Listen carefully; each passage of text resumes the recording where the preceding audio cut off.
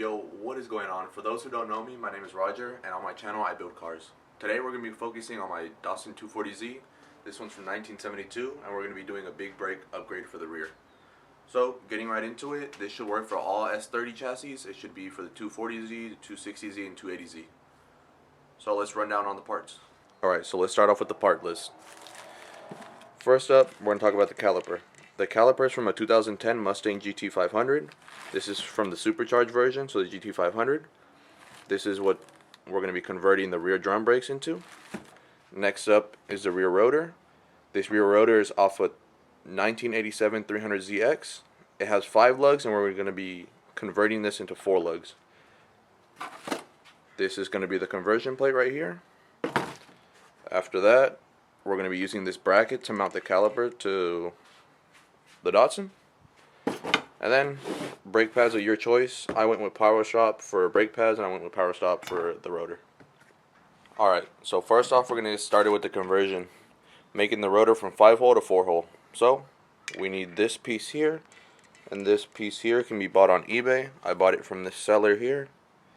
Let me see if I can focus so you guys can see a quick rundown. It's not focusing. Things over here. Here we go. So here it is, the conversion. Pretty much this is what he sends you, the 2 brackets and some hardware, and this is how it's going to turn out to be. Pretty simple. As you can see, the holes are now 4. Here is her seller name, Cruiser Boy 1. Shout out to him. I reached out to him and he hooked it up. So let's get started. First all, you're going to use this as your guide point. It's 1 hole.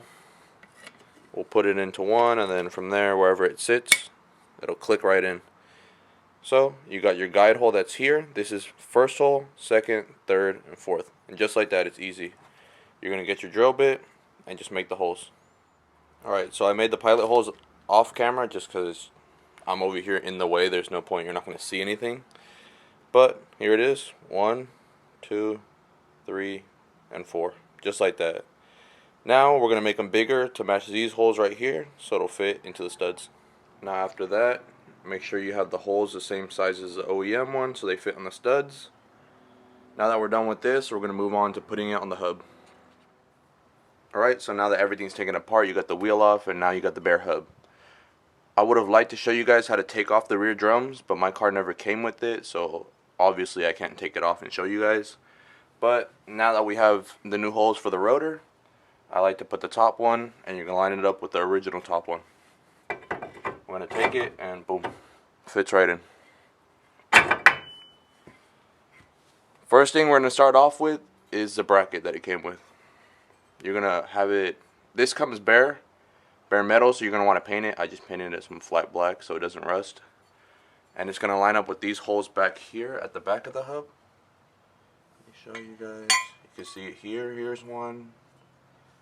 There's pretty much another one right here. There's 4 back here. So you're gonna want to line up these 3.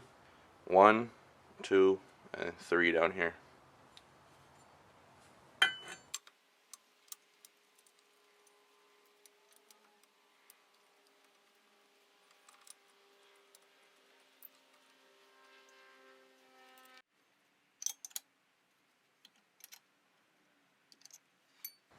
So now that everything's tightened up, you're going to want to put the 2 holes to be facing the back more, so it's going to push the caliper back.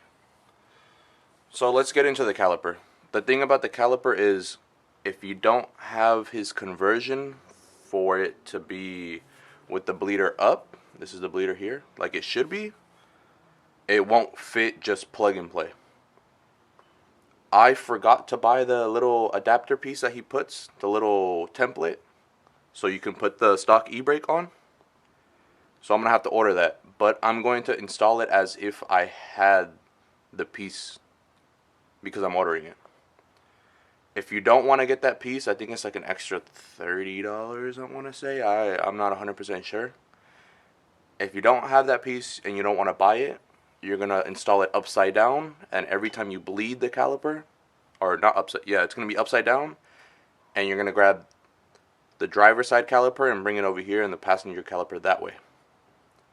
But since I'm ordering the piece and I'm going to be installing that later, I'm going to go with the right way it should be. But if you don't do it the right way it should be with the bleeder up, you're going to have to take off the caliper to bleed the brakes every time. So it's just easier if you just pay the $30 and do it the right way. Sorry if that was confusing, but I'll post a link to the guy's listings for this, and it has like a description where it shows the installation process and how this should be installed. But let's get into it. So now that this is on, this is tied in, we're going to put the rotor on. Rotor's on. Now caliper is going to go on. I'm going to tighten down the rotor just a little bit so it sits flush and get the caliper on. So I'll be right back. Alright, now that I have the rotor on, I'm going to be installing the caliper. So, like I said, if you're going to get the template, you're going to put it bleeder side up. If not, you're going to put it bleeder side down, and that'll be able to let you put the e-brake on. But I'm getting the template now because I got to order it, and then I'll connect the e-brake and all the brake lines after I'm done. So with the supplied hardware, you're going to connect it back to the bracket here. Pretty simple, 2 bolts.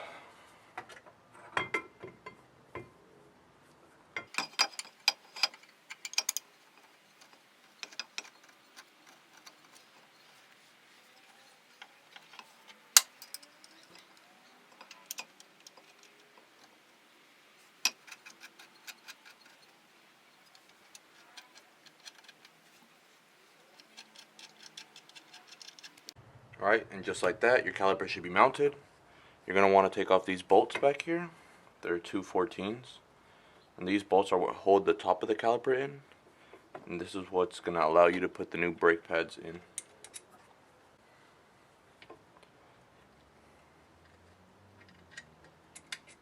Boom. Just like that, it comes out. Oh, FYI, you're going to want to put thread locker just so these don't vibrate loose at any point. Alright, so now that you've taken this part off, you're going to want to take your brake pad hardware, put it on, just like that, it clips in. 2 brake pads. Add grease to the back, put it on, and then put everything back together.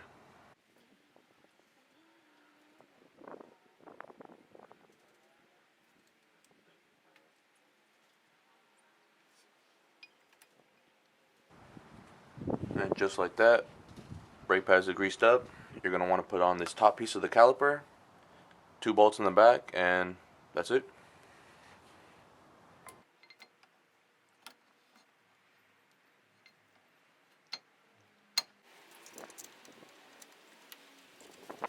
These bolts already have thread locker on, just like that, nice and easy.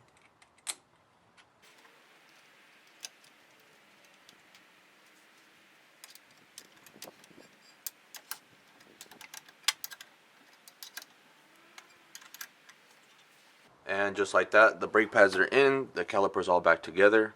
All that's left is the brake lines for the back and the emergency brake. I will not be showing that in this video just because I don't have the stainless steel brake lines yet, and the e-brake I need to get the adapter, like I said, the conversion. But this is how you do it, and as simple as it looks, it's not too much. Just like I said, bracket, caliper, rotor, making the new holes for the rotor, and that's it. Now let me just give you guys a better view. And that's what the finished product looks like.